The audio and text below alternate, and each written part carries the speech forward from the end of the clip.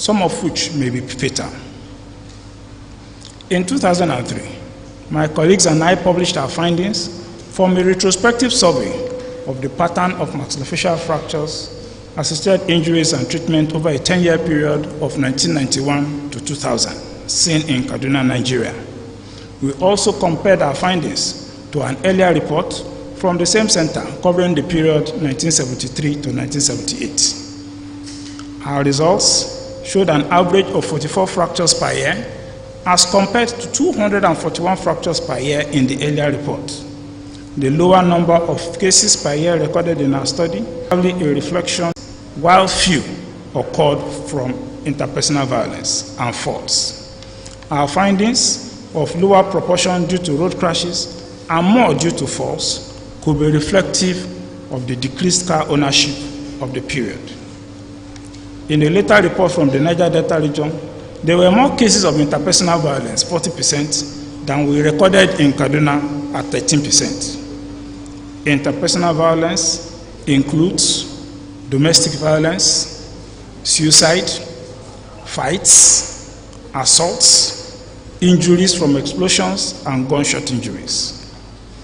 The increasing rate of maxillofacial trauma from interpersonal violence among the civil populace is due to youth restlessness, influence of alcohol and other substances, communal conflicts, proliferation of small arms and light weapons, terrorism, banditry, and the increased militancy of non-state and some state actors. Associated injuries that occur with maxillofacial fractures include those to the upper limbs, lower limbs, and the craniocerebral region, while recorded injuries from other body parts were fewer. Several workers have shown that associated injuries are more common when maxillofacial fractures occur from high-velocity trauma, such as in road crashes and gunshot-related interpersonal violence. The proportion of cases of maxillofacial trauma from road traffic accidents will reduce with improvements in Nigeria's public transport system. Such improvements include more use of alternatives to road transport like rail and water transport, the provision of better quality roads and motor vehicles, and the enforcement of road traffic rules. We also need to intensify drivers' training, improve the regulation of the issuance of driver's license, and a higher level of safety consciousness by road users.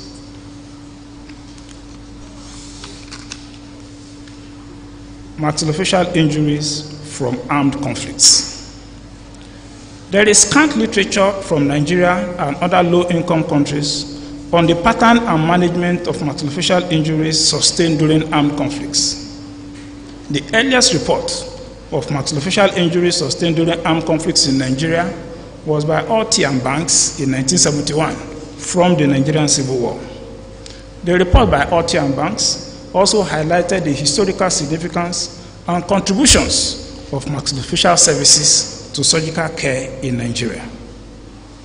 While the Nigerian Civil War was a conventional armed conflict, recent trends indicate the predominance of non-conventional armed attacks and conflicts in Nigeria, associated with the activities of various.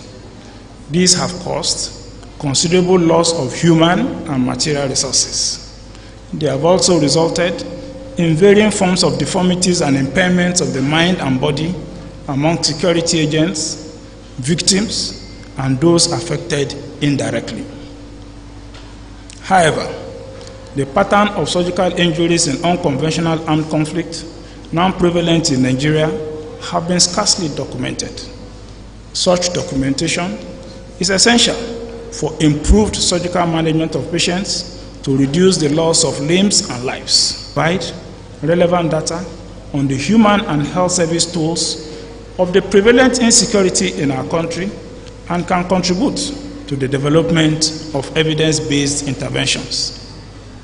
In a report on the pattern of injuries recorded at the height of the Boko Haram insurgency in Borno State, Nigeria, 91% of 1,339 cases were males.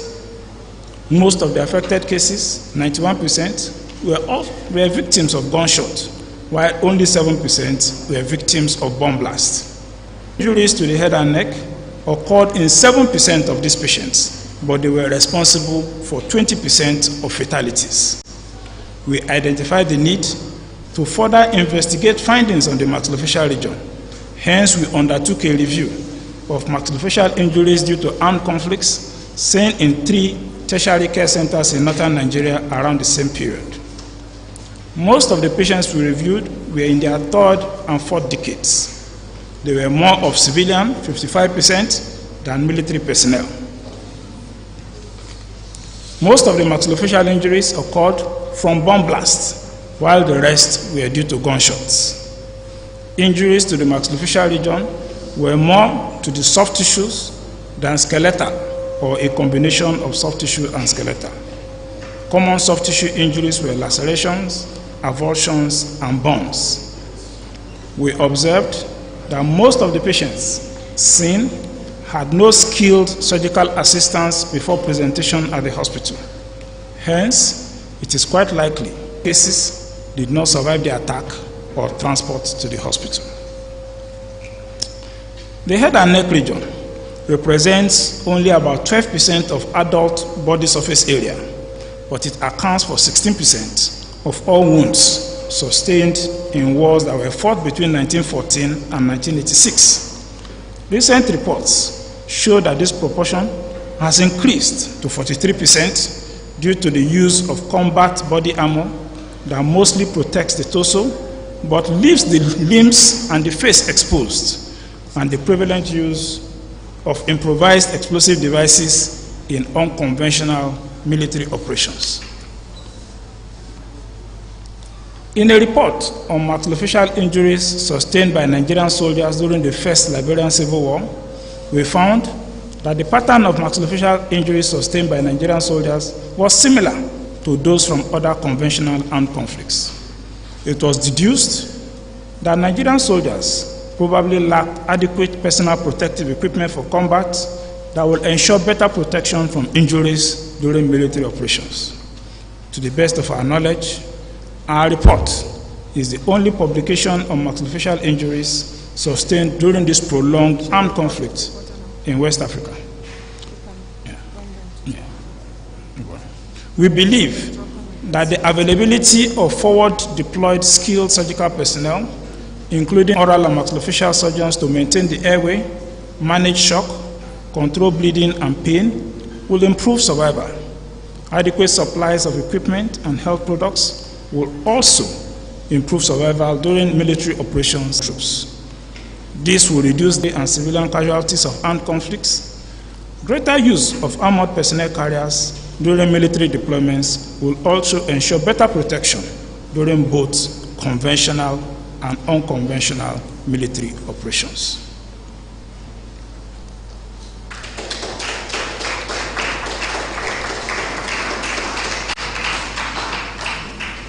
Maxillofacial injuries from the use of motorcycles. In the report by Adebayo in 1980, maxillofacial fractures due to road crashes in Nigeria occurred more from 4-wheel than 2-wheel vehicles. There is increasing